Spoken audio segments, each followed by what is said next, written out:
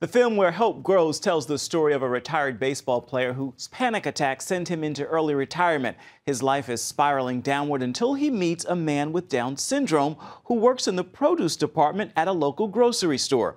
Joining me now to talk about the film is its director, Chris Dowling. Panic attacks, Down syndrome. This film tackles a lot of topics, generally misunderstood, including alcoholism.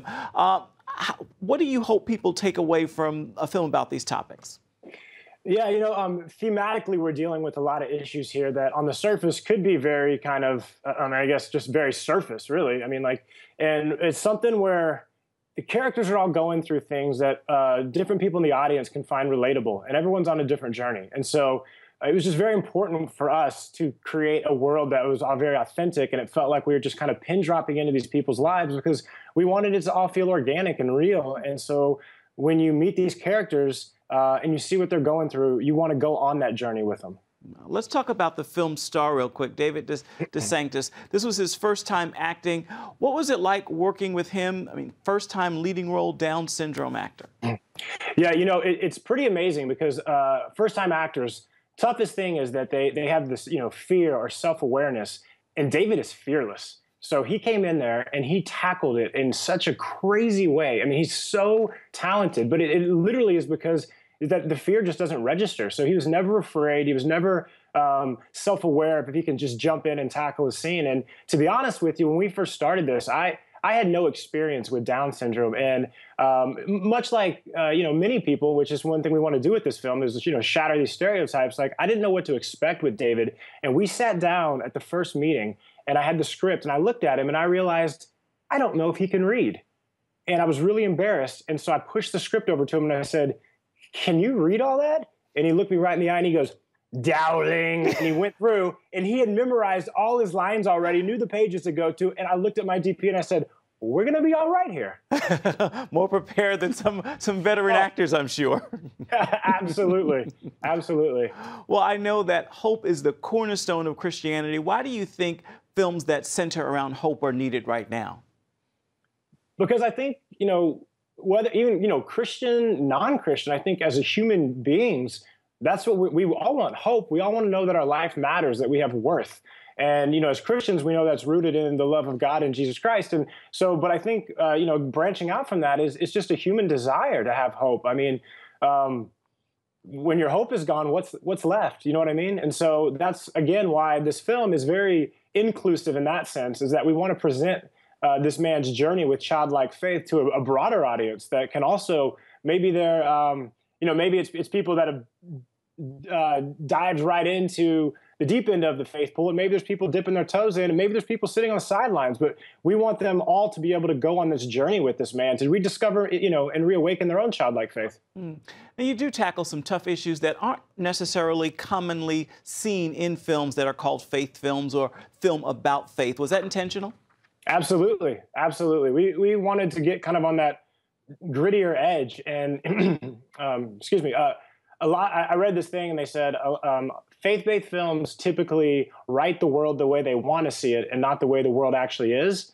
And I agree to some extent with that. And so we wanted to present a world that we felt was very real and lived in, and people battling real issues and their own demons, and conversations that sound like conversations people are really having. And so that was it was absolutely important to us, from the the style of shooting and the tone to the dialogue to the performances. All the way down to making sure everything, even I told, the art department and the wardrobe, we just got to make this feel like we're pin dropping into these people's lives. Like we're a fly on the wall. Mm-hmm. And I think, I had a great team that pulled it together. Indeed, indeed.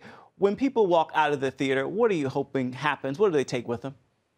That's actually kind of a multifaceted thing, because, primarily I want people to see what many people, myself included, don't have a personal connection to special needs, someone with special needs or Down syndrome. And so oftentimes the stereotypes we have, they're not malicious, necessarily. They're just ignorant. And again, I plead, I was one of them. And so I want this movie to put a face on that for people. I want David DeSanctis to be the face and to be invited in, so some people who have never had that experience get to experience somebody with Down syndrome and see what they're capable of, and see how, even walking into this, the only limitations David really had were the ones I'd put on him. and it was ignorance. And so I just want to shatter that stereotype of what it means to have special needs, and more importantly, what it doesn't mean. And you know, individuals with special needs are not necessarily a burden, and you hear that so much. I mean, they're not, and I don't want to perpetrate that myth. I mean, they are individuals that have so much to offer if we just treat them as an individual, not just lump them in this kind of group. And so there, you know, there's that aspect of it. And then I just want people to appreciate it for the film. As a filmmaker, you always want that. You want a film that leaves something with you, and you're still talking about it in a couple of days. And I want people to judge the film on, you know, I want the faith community to watch the film and be encouraged, but also to not just love the film because it's a faith message. And I want the secular audience to watch it and be encouraged, and not just,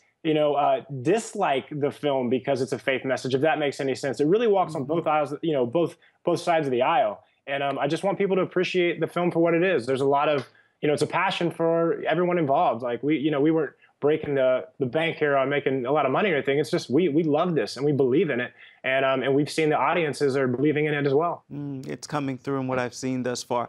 What other projects are you working on? What can we expect next?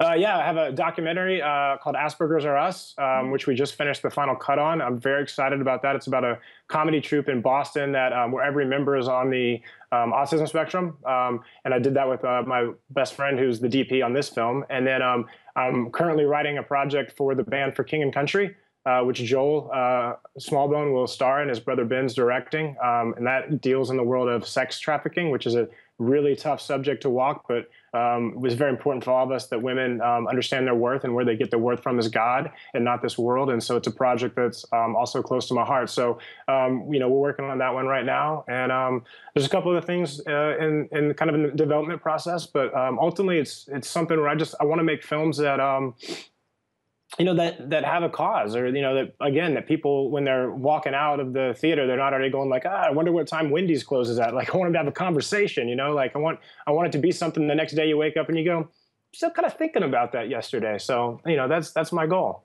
Making a difference. Chris Dowling, director of Where Hope Grows, thank you so much for your time, and look forward to this film and many others. Thank you so much. I appreciate it.